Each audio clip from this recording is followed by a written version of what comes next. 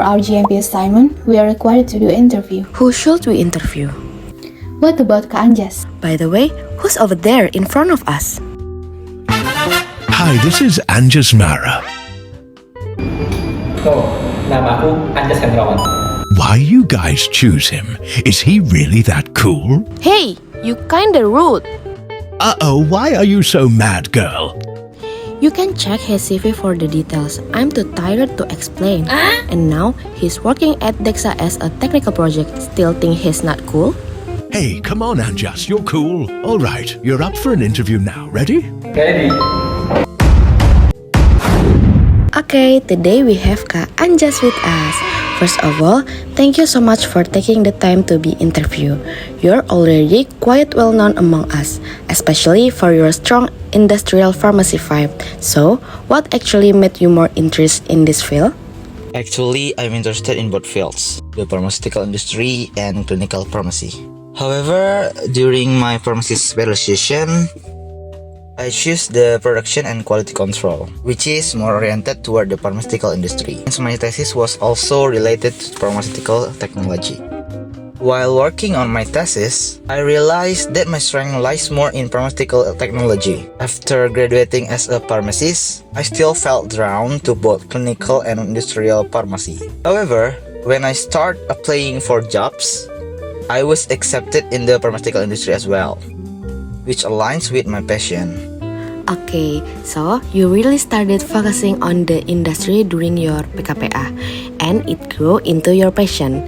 May I ask, was DEXA the first company you applied to in your career? Actually, not really. I also had the opportunity to interview with the other companies, but my first choice was DEXA since my domicile is also in Palembang.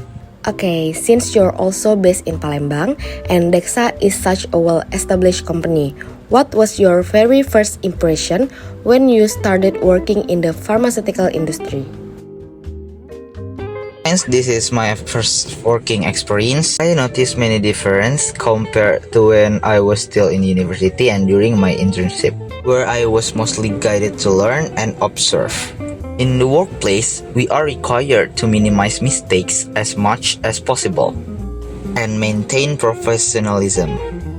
My first impression of working in the pharmaceutical industry is that it is very strict in terms of regulation and other aspects, which requires us to have strong discipline and strictly comply with good manufacturing practices. In your opinion, what are the critical points that PKPA students or fresh graduates should understand before entering the pharmaceutical industry? The critical point to understand is CPOB, good manufacturing practices for synthetic medicines, and CPOBT, good manufacturing practices for herbal medicines, which are generally similar in content. We need to understand the key points of CPOB and how to apply them in practice. It is also essential to have a solid foundation in pharmaceutical technology, pharmaceutics, and other related competencies. Furthermore, as professionals, we must uphold pharmaceutical ethics and professional ethics. Oh, okay, so it means we really need to understand GMP or CPOB, right? And in your opinion, how important is communication skill when working in the pharmaceutical industry? We need to understand that the position of a pharmacist in the pharmaceutical industry is already at a top level. A pharmacist is no longer someone who is just told what to do, but has become a leader who is able to make decisions. As a leader, of course, you will have a team and therefore must be able to communicate. Communication skills are very important in the pharmaceutical industry. No matter the department, everyone will need to communicate within their own team as well as across departments. We've been talking a lot about CPOB or GMP. In your opinion, what impact does GMP have on the quality of the products being produced? CPOB can be likened to a compass or a mandatory guideline for a pharmaceutical industry in producing medicines to ensure high quality, effective, and consistently reliable products. Within CPOB, all operations are regulated from upstream to downstream, covering every activity in the pharmaceutical industry. CPOB certification is also one of the essential requirements for a pharmaceutical company to be authorized to manufacture medicines and carry out related operational activities. From what you have shared, the critical points to master are GMP and basic pharmaceutical knowledge. But do you think GMP alone is enough to ensure good product quality? Of course not. The pharmaceutical industry requires a multidisciplinary approach. CPOB mainly focuses on quality assurance and regulatory aspects. However, in areas such as business, innovation, and others, the pharmaceutical industry also relies on a wide range of disciplines. According to your experience, what are the biggest challenges you've ever felt while working in the pharmaceutical industry? In the pharmaceutical industry, our main focus is on drug production to ensure high-quality products. The challenges I have experienced include having a moral responsibility for the quality of the medicine produced. We must not allow ourselves to manufacture products that we cannot be accountable for. The workload in the pharmaceutical industry can be quite heavy, sometimes leading to overload or high pressure. This is due to the need to meet targets while simultaneously maintaining product quality. What do you think are the most common mistakes PKPS students usually make? Maybe something you or your friend have experienced before? A pharmacy intern who first entered the pharmaceutical industry carelessly documented or took photos of the production process or other activities without the knowledge of the internship supervisor. I was actually wondering the same thing. Is it true that interns are still limited in the work they can do in the pharmaceutical industry? The pharmaceutical industry carries a strong moral responsibility, which is why certain restrictions must be applied and interns cannot be given full responsibilities. My suggestion is that pharmacy interns should already have a basic understanding of the pharmaceutical industry in accordance with GMP. The purpose of a pharmaceutical industry internship is to observe and assess whether GMP has been properly implemented in the company, or if there are still significant gaps between theory and actual practice. Pharmacy interns are also expected to apply critical thinking, not only to accept information, but also to observe and adapt accordingly. When you were doing your internship, did you ever find a pharmaceutical industry that didn't really follow GMP? During my internship, I was placed in a facility that was quite compliant. I didn't really find any major discrepancies. In my opinion, everything was already fairly compliant. In your opinion, what soft skills are the most important and what areas of pharmaceutical knowledge besides pharmaceutical technology are really supportive in the pharmaceutical industry? In my opinion, there are several soft skills that are very important in pharmaceutical industry. First, leadership. Because as a leader, we must be able to motivate and work together with the team to achieve our targets.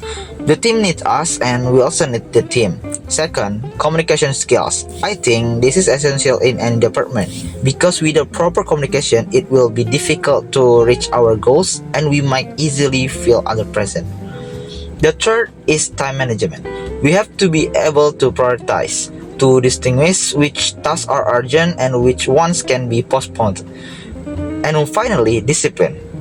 In the pharmaceutical industry, we must always follow SOP or working instructions.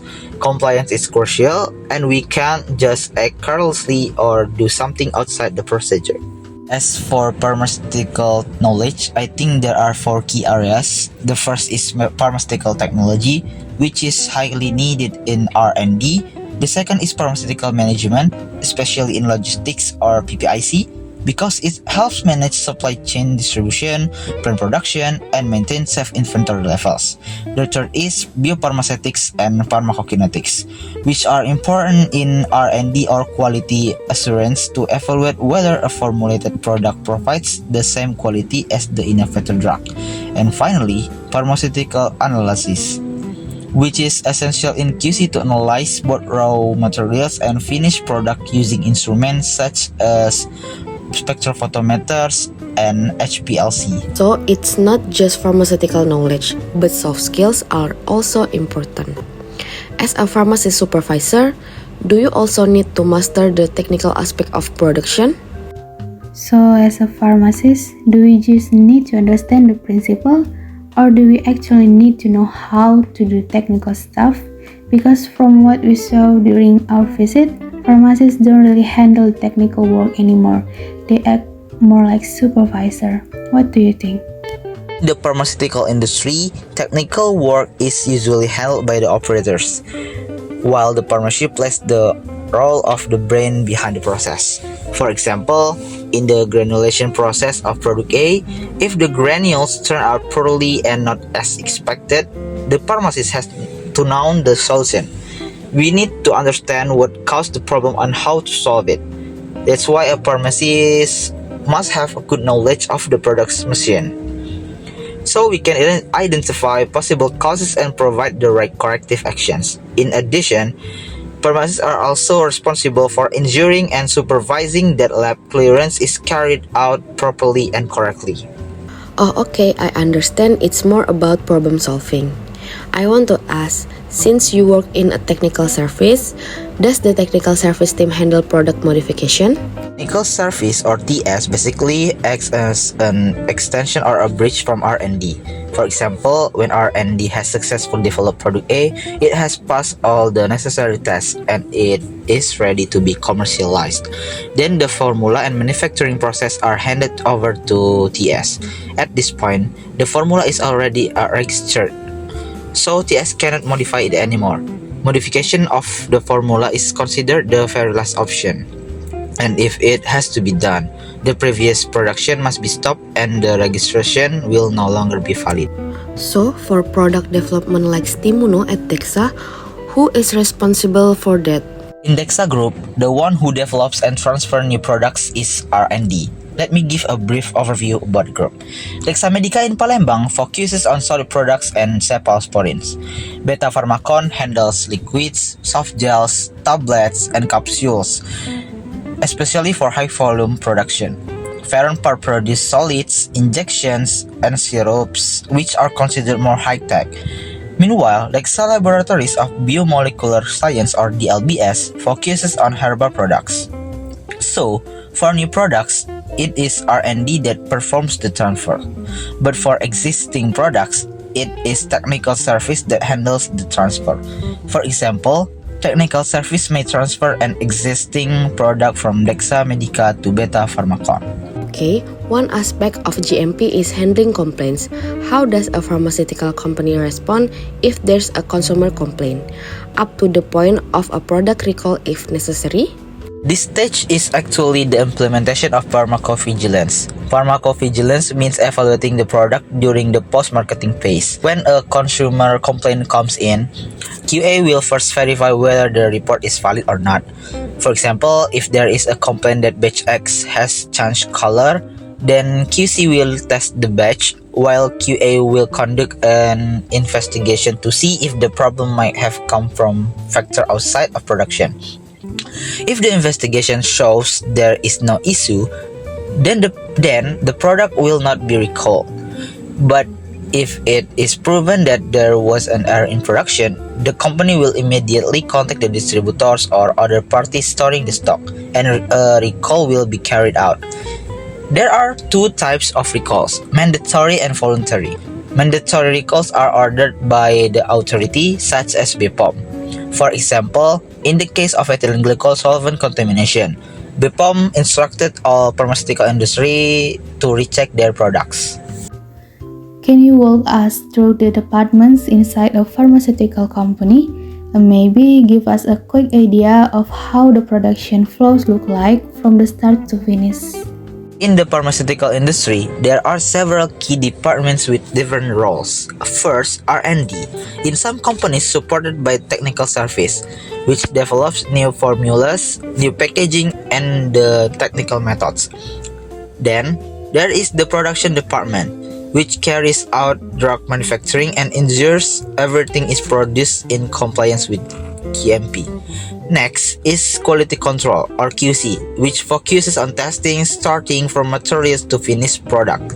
QC ensures raw materials can be used in production, check intermediate product like core tablet before coating, and also test the finished product as well as packaging materials. Then we have quality assurance or QA, which ensures overall product quality and compliance with regulations. A product can only be released and commercialized after QA approval. Another important department is PPIC or Production Planning and Inventory Control. PPIC bridges the marketing team and production team. They help predict how many products should be produced, considering expiry dates, and also ensure raw materials are available before production. PPIC may also collaborate with other industries if additional materials are needed.